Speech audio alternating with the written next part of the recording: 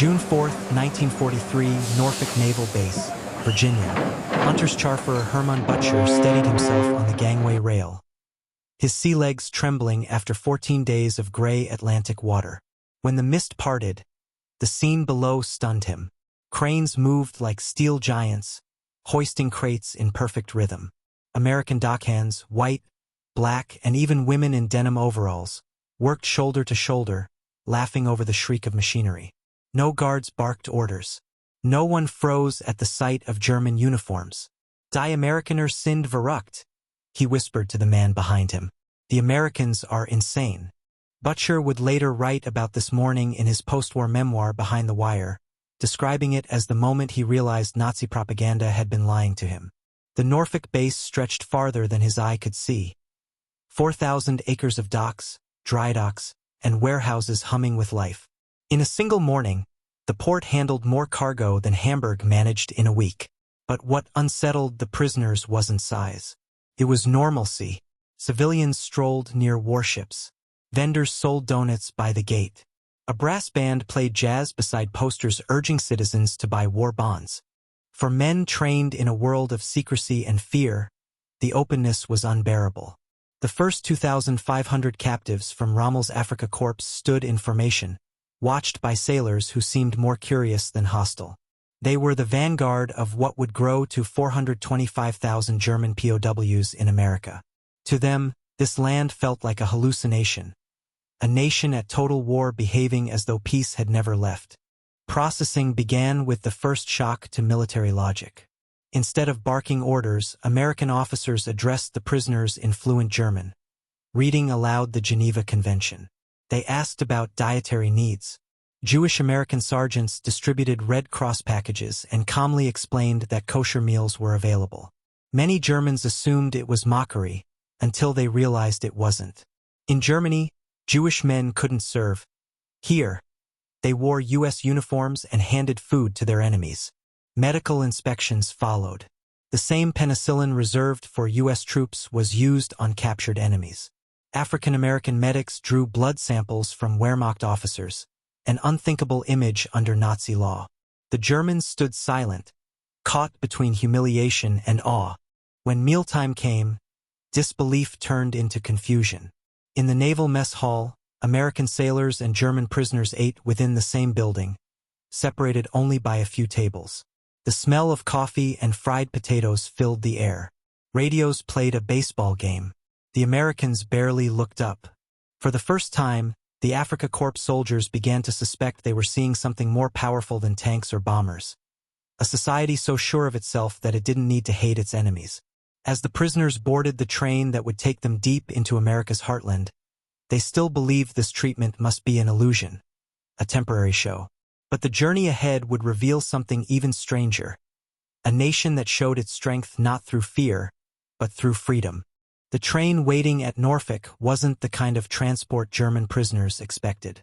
Instead of locked cattle cars, gleaming passenger coaches stood ready, each with padded seats, wide windows, and fresh paint. The guards, young Americans barely older than the prisoners, helped them aboard with polite indifference. When the doors shut and the engine's whistle cut through the humid Virginia air, Hermann Butcher leaned toward the glass and stared at the country rolling past, confused by its calmness. At Union Station in Washington, the convoy stopped. Instead of secret platforms or armed patrols, the place was alive with life. Civilian families waved goodbye to sons in uniform. Women in summer dresses kissed soldiers in the open. Children ran with small flags, and the prisoners, sitting behind glass, watched scenes that defied their understanding of war. No censorship, no fear. Their guards didn't rush them. Some even bought newspapers or hot coffee while the locomotive took on coal. As the train crossed into Pennsylvania, the prisoners began to notice something more extraordinary than freedom: transparency. Industrial towns spread along the tracks. Smokestacks, glowing furnaces, endless rows of houses with gardens. None of it hidden. No camouflage netting, no blackout curtains, no secrecy at all. In Germany, entire factories were buried under deception. Here, industry shouted its existence in bold letters: Glen L. Martin Aircraft Company, Bethlehem Steel, U.S. Rubber Works. At a stop in Harrisburg, Butcher saw workers leaving a shift. Men in leather shoes, women with lunchboxes, every one of them wearing wristwatches and clean clothes. One man tossed half an apple into a bin and opened another from his bag. The German officers stared in disbelief. Back home, civilians were boiling grass for soup. Here, an ordinary worker wasted food as casually as air. To a mind molded by scarcity, such abundance was an existential riddle. For 3 days the journey continued, through coal valleys, wheat fields, and towns where church bells rang freely. Children waved from crossings, not knowing or caring who the strangers behind the glass were. To most Americans, the war was something distant, waged overseas. To the prisoners, that indifference looked like arrogance and power. When the train finally slowed near the small town of Hearne, Texas, the prisoners saw the fences of their new home shimmering in the heat. Inside, electricity hummed through every barack, lights already glowing before sunset. For men used to oil lamps and disciplined by fear, it felt more like arrival in another civilization than captivity. They expected punishment and humiliation, but what awaited them in Camp Hearne would challenge not only their loyalty to the Reich, but their entire idea of civilization itself. When the gates of Camp Hearne opened, Hermann Butcher expected barbed wire and misery. What he saw instead looked disturbingly ordinary. Rows of freshly built wooden barracks, lawns trimmed short, electric lights glowing in every window. The smell of cut grass mixed with the faint aroma of coffee from the canteen. American soldiers stood relaxed at their posts, chatting more than shouting. To men shaped by the iron discipline of the Wehrmacht, this was not a prison. It was an insult to the very idea of captivity. Their first briefing deepened the confusion. Lieutenant Colonel Cecil Stiles, a soft-spoken Texan fluent in German, greeted them formally, explaining camp regulations and rights under the Geneva Convention.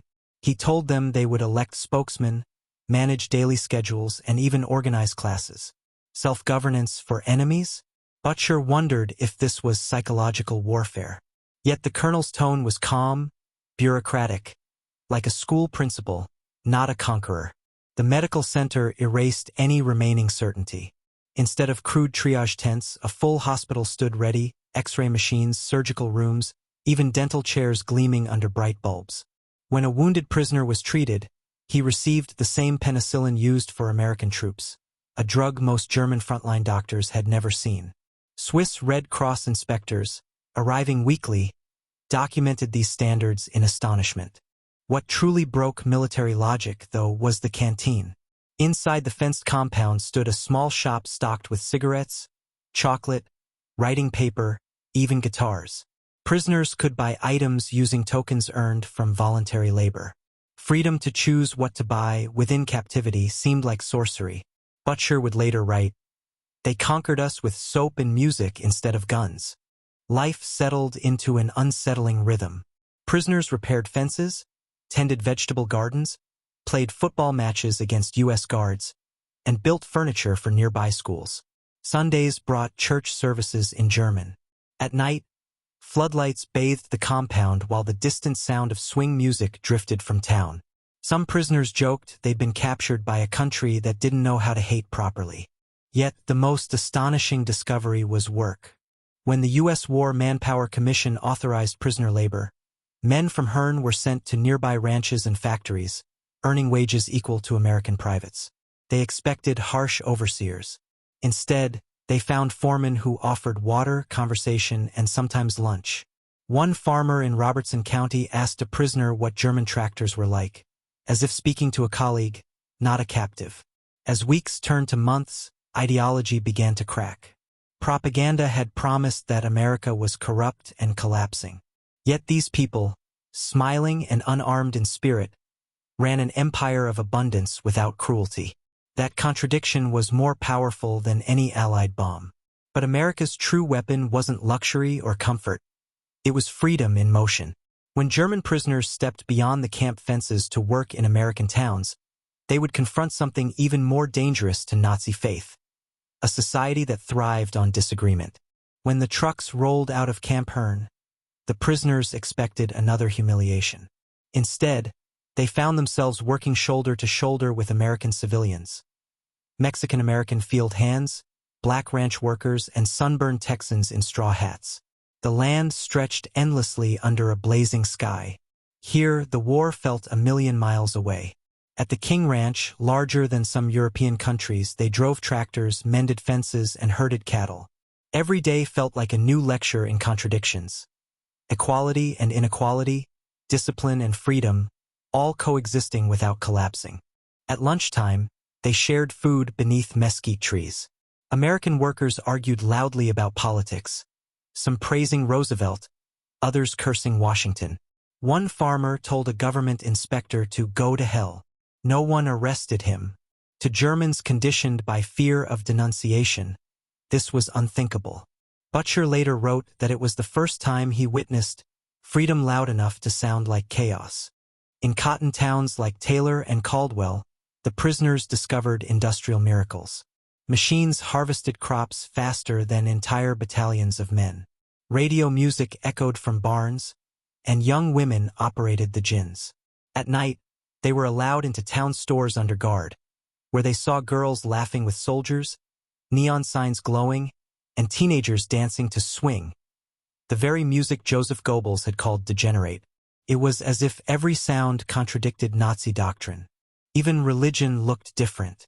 On Sundays, local churches invited prisoners to attend services. American mothers with sons fighting in Europe shook hands with the enemy across pews. In one Methodist church, the choir sang Still Nacht in German. A few prisoners wept openly, unable to comprehend forgiveness delivered through hymns. Then came Christmas 1943, a revelation. The town of Hearne gathered donations. Cigarettes, candy, handmade cards, even wine. A 30-foot tree glittered in the camp square, drawing power from the same grid that lit every home in town. Women who had lost brothers in combat baked pies for their enemies. For German soldiers raised to worship hardness, such kindness was devastating. It broke their armor in ways no weapon could. Beyond the kindness, the prisoners noticed America's contradictions, its racism and its freedoms. Black soldiers guarded them, yet those same guards couldn't eat in local restaurants. German captives could attend movies where their guards were barred. The irony was not lost on them. America wasn't perfect, but it was honest about its imperfection. And that truth, however messy, was stronger than any myth. By spring 1944, something irreversible had begun. Nazi slogans felt absurd when spoken aloud. The men still saluted, still obeyed orders, but inside they had started to think. America had conquered them not by cruelty, but by confidence, an empire of ideas hidden inside everyday life. And just when they thought they had seen everything, the abundance, the contradictions, the mercy, America unveiled its most dangerous weapon yet: education. By 1944, the fences of Camp Hearne had become less a barrier and more a strange kind of border, not between freedom and captivity, but between two worlds of thought. Inside those wooden barracks, something unprecedented was unfolding. The U.S. Army's Special Projects Division had turned selected camps into what officers jokingly called barbed-wire colleges. Books banned in Germany appeared on shelves, All Quiet on the Western Front, The Magic Mountain, even works by Jewish authors. American professors came from nearby universities to lecture on agriculture, mathematics, and political philosophy. To the prisoners, it was disorienting. They were supposed to be enemies, not students. Butcher joined English lessons out of curiosity. The instructor, a Texan sergeant with a drawl, started every class with humor. "Language," he said, "is how we stop wars before they start." The prisoners laughed at first, but as they learned words like liberty, vote, and truth, something inside them began to change. Conversations shifted from military glory to ordinary dreams. Families, music, rebuilding. The American idea of freedom wasn't delivered in speeches. It was lived through the guards who treated them fairly, the teachers who debated with them, and the civilians who sent letters addressed simply to a German prisoner, Camp Hearne. The camp newspaper, Der Spiegel, The Mirror, began as a propaganda sheet. By late 1944, it had evolved into a democratic forum, publishing essays on ethics, art, and human dignity. The transformation was deliberate yet organic. American officials quietly tracked ideological shifts, noting which men read banned books, who volunteered for classes, who asked questions instead of repeating slogans. But it wasn't brainwashing. It was something subtler: exposure. Beyond the camp, freedom echoed from the radio. They heard comedians mock generals, newspapers criticize Roosevelt, and opposition candidates campaign against the sitting president, all while the war still raged. To men raised in a system where disagreement meant death, this was democracy's most dangerous lesson: that strength could exist without fear. When Germany surrendered in 1945, many prisoners wept, not for the Reich, but for the uncertainty of what awaited them. Yet America prepared even for that. Vocational programs taught them how to farm with hybrid seeds, rebuild roads, manage towns. By the time repatriation began, thousands left not as defeated soldiers, but as witnesses to another possibility: a Germany that could mirror the freedom they'd glimpsed through barbed wire. Years later, when many of them returned as immigrants, engineers, and teachers, their letters to Hearne told the same story: that America's greatest weapon was not its arsenal, but its faith in its own ideals. Hermann Butcher wrote shortly before his death in 1972, "We arrived believing America was decadent. We left knowing it was strong because it could afford decency." The war had been won long before the last bullet was fired, not only in Europe's skies or deserts, but in quiet American fields where mercy defeated ideology. Behind barbed wire, the enemies of democracy had watched it live, breathe, and laugh. And when they went home, they carried it with them. For in those camps, amid fences and freedom, America's greatest victory wasn't conquest. It was conviction.